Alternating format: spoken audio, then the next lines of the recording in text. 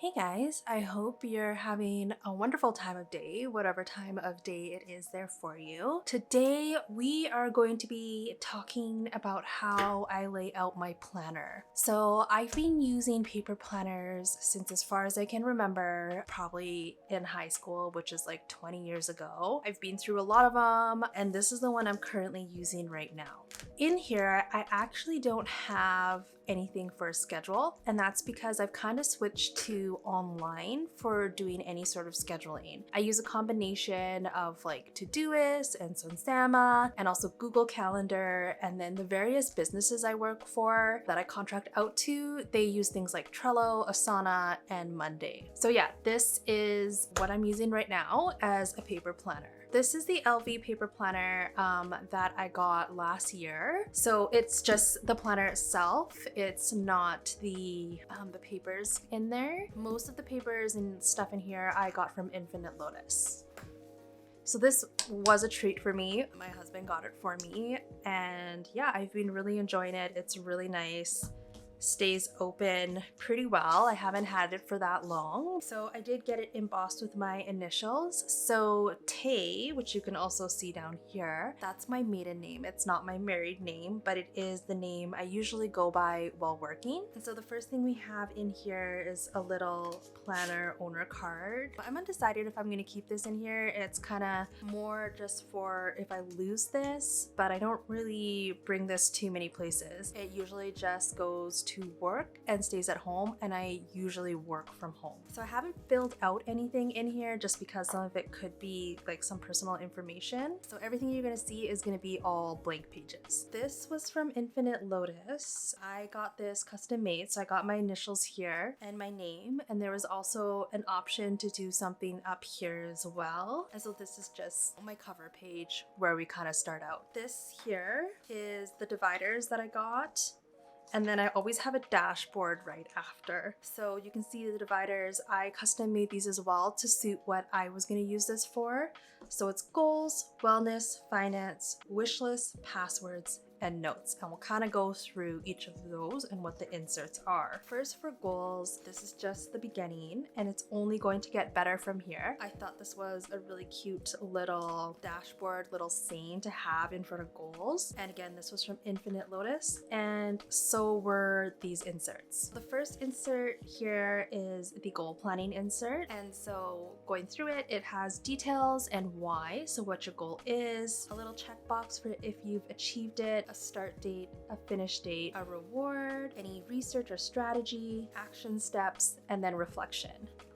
And it just repeats the same thing on every page. Right now, I'm using this just for one goal, which is for this month of August 2023, not to buy any coffee and not to buy any clothes. When I was filling this out, there's no like real, I'm not gonna reward myself. It's just gonna be that I'm gonna save money. And that kind of just leads into this whole finance thing where I am trying to make and save a certain amount of money by the end of this year. And I kind of talk about that in a different video, in a video about what I'm gonna do in the last 6 months of 2023, which I will link at the bottom of this video. For the action steps for that specific goal for not spending money on coffee and clothes, I don't really have any action steps to be able to do that. I more just have little milestones, you could call them, that I want to make throughout the month. So for example, it's like, don't buy coffee in the second week of August, or the third week, or the fourth week. I only filled this out in the second week of August, so I don't have that as a goal in the first week. And then I have like a declutter your closet as kind of a goal that kind of relates to not spending any money on clothes, because you know, why buy new clothes if I already have a bunch that I don't wear? That's kind of how I used this with the current goal setting that I am doing. And then at the end of the month, I'll do a reflection. Moving forward, I'll probably have like more goals than just one going on a month. I have a bunch in here, like a bunch of pages, but I just wanted to start with one and kind of see how it went in terms of using these planner sheets and if I found it good. The next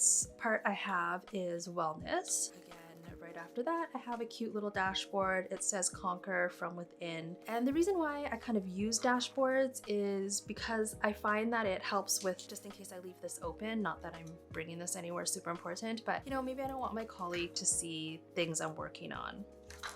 I took out the first 2 pages of the wellness set from Infinite Lotus, which is what is shown here because I had filled it out. But this first page in the actual set actually just says wellness on it because this is kind of like just half of a little section there. And a full section, what I'm trying to say, looks like this. So it's a weekly wellness where it has meal plan, health and fitness, beauty and self-care, and gratitude. And I've just been filling this in with, you know, kind of what I've been eating, or if I felt like I've been eating well that day, if I did anything for my health and fitness, if I did anything for my beauty and self-care, and what I'm grateful for that day. So I've been doing this at the end of every day, and it's going through my habits, and really the only ones I have right now is to drink more water and to exercise. What I learned and what can I improve, I go through that at the end of the week. One thing I really like about this weekly wellness layout is that it actually starts on a Monday. There's that whole debate between whether or not a week starts on a Sunday or a Monday. I personally like it to start on a Monday because that's when I feel like I have like a good reset. And if I am doing any reset, it's gonna happen on Sunday. So Monday should be fresh. Most calendars and planners that I use do start on Monday. So that is the wellness inserts. And then next we're gonna go into finance. Again, this is the little dashboard. So far everything's from Infinite Lotus. I can link everything down below as well. And here it says, I am creating the life of my dreams. So I thought that was really appropriate for my finance section of my planner. I'm just gonna throw it in here that I am an affiliate for Infinite Lotus. So all of the links that I'm going to put into the description of this video are going to be affiliate links. This is the first time I'm doing an affiliate kind of thing. So if you've done one before and you have any tips, I would really appreciate that. Anyways, on to this. So this is what the financial overview, pages from Infinite Lotus look like.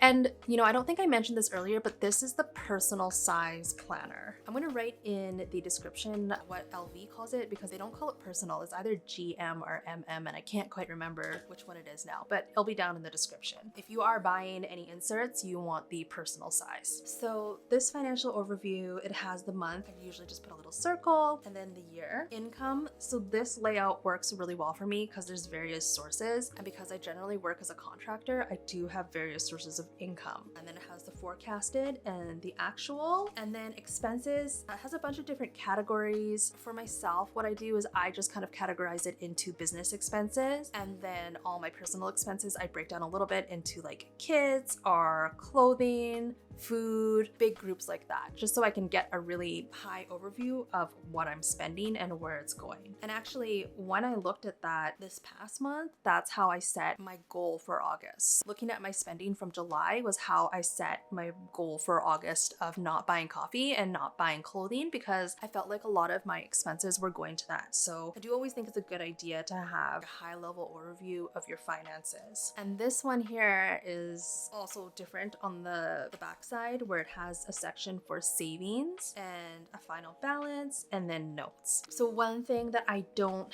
necessarily like, or that I feel is missing about the financial overview, is that I wish there was a spot for debt, because I feel like that's something that a lot of people have. I myself am battling a little bit of credit card debt that I am working to pay off, and so it would have been really nice for me to be able to track that. So that's the only thing I think is missing from this, but I've just been putting that in the notes.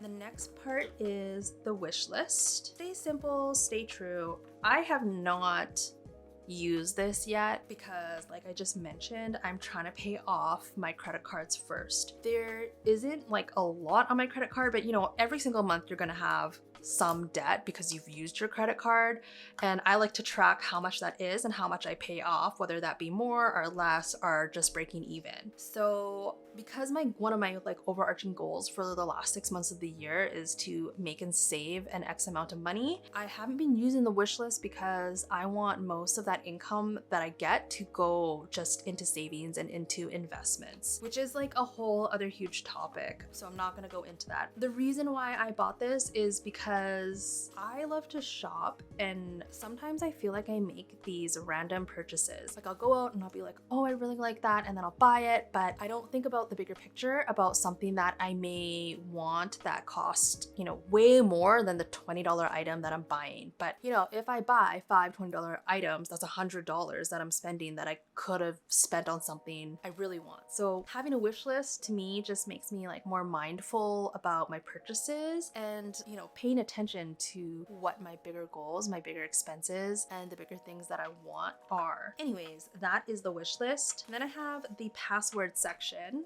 So here I've got think deeply, speak gently, laugh a lot, work hard, be kind, remember to. So this was just like, I just like this quote, and so that's why I got it to put over top of passwords. I don't write like important passwords in here. These are more for the ones I'm gonna forget, like, I don't know, the Gap or the Bay, you know, those shopping sites, little things like that. That's what I would keep in here. Obviously took them out to film this video. I just think for myself, I have so many logins and I don't always like to rely on like that Google autofill. I have no good reason why I don't rely on that, but yeah, so that's why I write it down. I like writing things down. I'm still, you know, still using a paper planner. The next part I have is notes, and I like to use these dot grid notes. That's just because sometimes the notes I'm taking, I'm like drawing diagrams and stuff. It's just depending what I'm doing it for. But having the dot grid, I find it's just like really versatile. You can still write straight lines and you can also still draw. All right, and so the last little part I have, I just keep some page flags in here. So these are actually from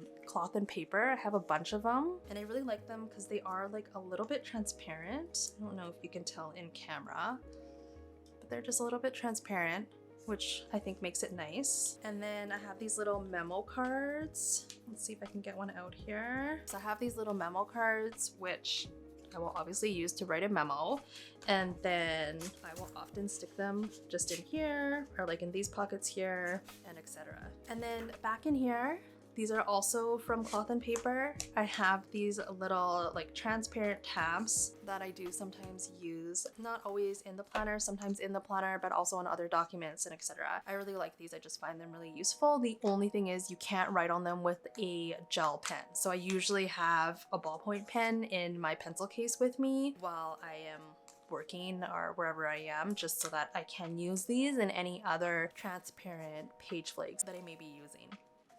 And so yeah, that is my planner. I don't currently have a pen in here. I always find pens hard to stick in these things, so I just carry around a giant pencil case with me. But I mean, I don't know, if you know a pen that fits in here and that's nice, probably preferably gel with a really like fine point. I usually like 0.38.